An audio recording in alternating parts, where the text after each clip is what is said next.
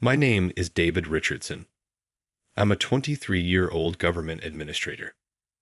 2 years ago, I got my administrative qualification and left the company I've been working at to join the current office where I'm employed. I'm getting used to the work, and I'm generally enjoying life. But to be honest, I do have one concern. Oh, brother? Not again. Why is this place such a mess? My sister Emily visits my apartment, and she always starts with this comment, furrowing her brows and sighing deeply. Come on, I can't help it. I'm busy with work, I protest. Listen, David, I'm telling you this because I'm worried. Living in such an insanitary place, eating junk food all day, it's just too unhealthy, Emily insists. Indeed, I haven't paid attention to what I ate recently, and I've been feeling stressed living in this mess. Emily, always the responsible one, comes to my apartment almost every week, but I mess it up faster than she can clean. You're right. You're absolutely right, I concede. David, you're doing well financially now, so why not consider a housekeeping service? Emily suggests. A housekeeping service? I echo, surprised.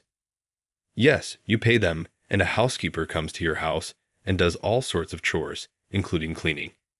Even if they can't come every day, having them 2 or 3 times a week would make a huge difference, Emily explains. I hadn't even considered such a service before, but I'm not good at housework, so it's a perfect fit for me. Emily, thank you. I'll try a housekeeping service right away, I decide. That's a good idea. You can't even get a girlfriend with this mess, you know, Emily teases. At Emily's words, I blush in embarrassment. I've never had a girlfriend in my 23 years of life. Struck by her accurate guess, I blurt out a response. Well, that's none of your business, okay. With a small chuckle, Emily leaves the apartment spotless and goes home. Despite everything, I'm truly grateful to Emily. I actually have a bitter memory related to romance. That's partly why I've been hesitant to get involved in romantic relationships. During my senior year of high school, there was a girl I liked. Her name was Claire, a beautiful, kind, and intelligent classmate. We spent almost every day studying together at the private library. Back then, I was aiming for a scholarship program at college, so I devoted myself to studying. Once we finished applying to colleges, we would have more free time for each other. I planned to confess my feelings to her then. With this goal in mind, I spent my high school days. But the situation took an unexpected turn. I was chosen for a special scholarship, as planned, but I ended up declining it. It turned out that during this time, my father fell sick and could no longer work, and our family's financial situation became dire. I decided that going to college in this situation would be too difficult, so I decided to start working right after high school graduation. I was disappointed that I couldn't go to college, but I decided to move forward and turn the page. However, the situation drastically changed my relationship with Claire. I tried to head to the library with Claire as usual, but something seemed off about her. David, I heard you're giving up going to college and you're going to start working right after high school. Yay, that's actually the case, Claire said, surprised. It's the first time I'm hearing about this. I thought it would worry you, I admitted. The college where you had the recommendation slot, my best friend was aiming for that also. Honestly, when I heard that you declined a recommendation, she was also shocked. If you were going to decline it, I wish you had given that slot to her from the beginning, Claire said, her voice tinged with disappointment. I was at a loss for words after hearing this from Claire's best friend's perspective. My actions must have been inexplicable and probably shocking. CLA, I'm sorry. It's a bit complicated for me too, I stammered. Even though we spent every day together before, I knew it. Claire's eyes were filled with tears. David, I'm sorry, but I think I'll keep my distance from you from now on. I wanted to chase after Claire, but in the end, all I could do was stand there. Regardless of the reason, I had deeply hurt her with this incident, so we ended up drifting apart after graduating from high school without resolving anything. I still feel guilty for what I did to her. Just as I was reflecting on my past love like this, something unexpected happened later. I ended up promptly getting a housekeeper. When the doorbell rang, I opened the door and was taken aback. Wait, what? There she was, unmistakably, Claire. She had grown into a stunningly beautiful, fair-skinned woman. D. David is my client today. Claire was equally shocked. We were both frozen in place for a while, but we couldn't stay like this forever. I invited Claire into the living room, handed her some tea, and Claire said, "Thank you," and began to speak. Even though we ended things on such a note, I'm truly sorry for that time. I heard about the real reason why you gave up going to college from mutual friends, Claire said with a genuinely apologetic expression. I was surprised by this turn of events, as I thought she must have hated me by now. No, it's okay. Looking back, I realize I should have explained the reason more clearly, I said. But you were just trying to keep me from worrying, right? Claire replied, looking directly at me. Claire had grown even more beautiful than before, and I couldn't help but feel a bit flustered. Trying not to show my feelings, I looked away and said, "Let's let bygones be bygones. Anyway, thanks for coming today." "Thank you, David. I appreciate you saying that. In order to apologize for what I did, I want to help with whatever you need," Claire said, donning a tidy white apron with neat frills and efficiently began to clean. Being a man, there were some bucks that shouldn't be seen, but it was a good thing that I had tidied them up beforehand. Thanks to her, my messy room was transformed into a clean space in just a day. But I couldn't help wondering, why was Claire working for a cleaning service? I'm sure she had gone to college, but I don't know anything about what happened afterward. Still, I couldn't ask her about every detail of that. After Claire finished cleaning, she cooked dinner for me as part of her service. As I watched her skillfully in the kitchen, I found myself wondering if she normally cooked for someone else in this manner. She served a freshly cooked hot meal. It was so delicious that I was moved. Just after I finished eating dinner, I received a phone call from work. So I told Claire, "Thank you for today," and answered the phone in my room. The call ended up being longer than I expected, and before I knew it, almost 2 hours had passed. Thinking that Claire must have left by then, I was surprised to find her asleep at the table when I returned to the living room. I gently shook her shoulder and said, "Claire, wake up. It's already 11 o'clock. "What? It's that late already? Oh no, I have work tomorrow. If I head to the station now, I'll barely catch the last train." Seeing Claire panic with a pale face, I could tell she was really in a tight spot. "Claire, are you okay? You look really tired," I asked with concern. "Yes, my part-time job is really demanding, and to be honest, I'm maxed out. I'm sorry for overstaying. I am leaving now," Claire said as she scrambled to grab her bag. I quickly grabbed her arm. I couldn't let her go home alone in her current state. "David, what's wrong? You said earlier, Claire, that you'd do anything to apologize, right? So here's my request. Please stay over tonight." "What?" Claire's eyes widened. "I want you to cook another delicious breakfast tomorrow, and after that, you can leave." "If that's all you're asking, I'm grateful," I explained. With that, Claire took a shower and immediately fell asleep in the guest room. She must have been really tired. I returned to my room and ended the long day by falling asleep. The next morning, I woke up to find breakfast ready on the table, along with a note from Claire saying, "Thank you for yesterday." I was relieved to see that she had apparently made it to work okay. But to my surprise, Susan showed up at my apartment again that night. As she prepared dinner, she began to tell me something. "Thank you so much for yesterday. I was really tired, so it helped a lot." "No problem. You do seem pretty busy, though." "Well, the truth is I'm living in an apartment in a suburb of Denver with my mom. After high school, my parents divorced and things got tough financially. I had to drop out of college 2 years ago and have been working part-time jobs ever since to get by." "I see. That sounds hard. The suburb of Denver isn't exactly bustling. The transportation is not the best either. It must be tough to commute here. Also, my mom isn't in the best of health, so I'm trying to help her. That's why I'm studying to get a computer certification. You really are busy. Yes, but I want to repay my mom for everything.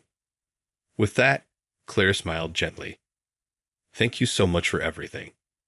Sorry to have bothered you. Claire, wait. I stopped her as she was about to leave. If you don't mind, why don't you stay at my place when you come into town for work? I'd love it if you could cook for me. My apartment is in a great location with good public transportation. It might take some of the burden off of you.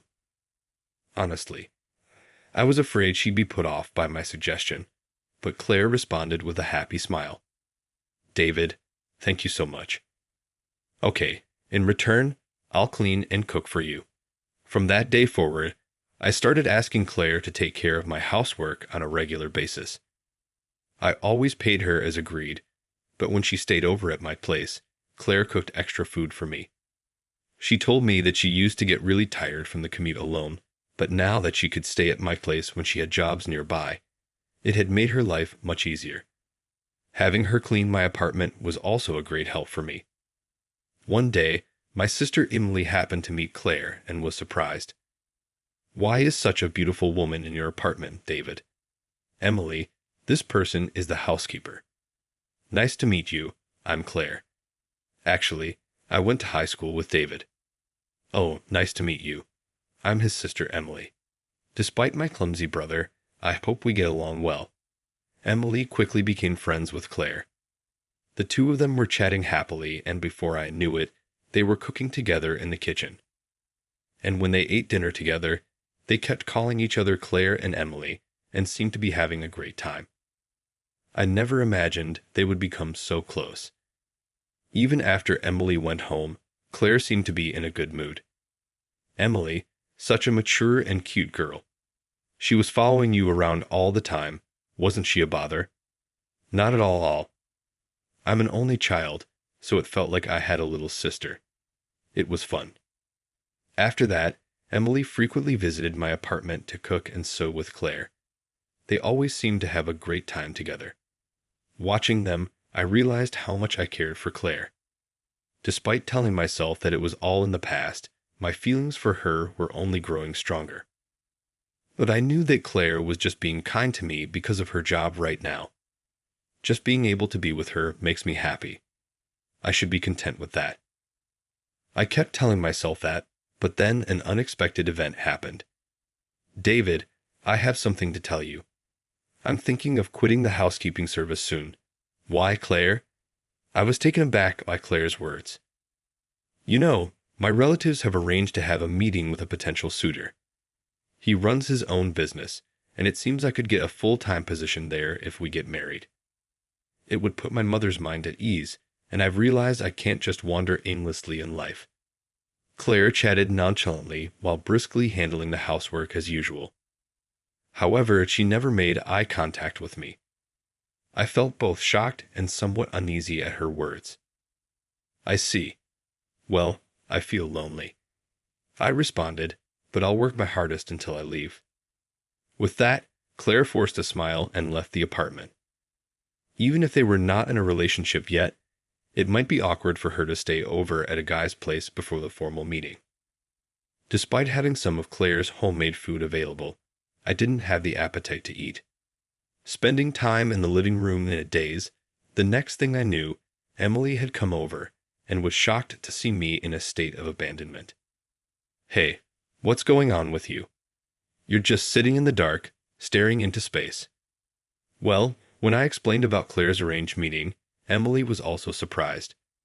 Oh, that's unfortunate. Seeing me crestfallen, Emily spoke up. You know, you should tell Claire how you feel. Huh. It's clear to see you love Claire, don't you? If you don't express your feelings before she's gone, you'll definitely regret it. Even if you get turned down in the end, confessing your feelings will prevent any lingering regret.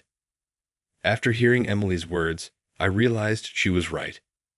Back in high school, we had missed each other because we didn't communicate properly. I don't want to end up like that again. I want to convey to Claire just how important she is to me. I decided to request Claire's housekeeping service again and waited for her to come. When Claire visited the apartment as usual, I stood directly in front of her. "Claire, I have something to tell you." "Huh, what is it?"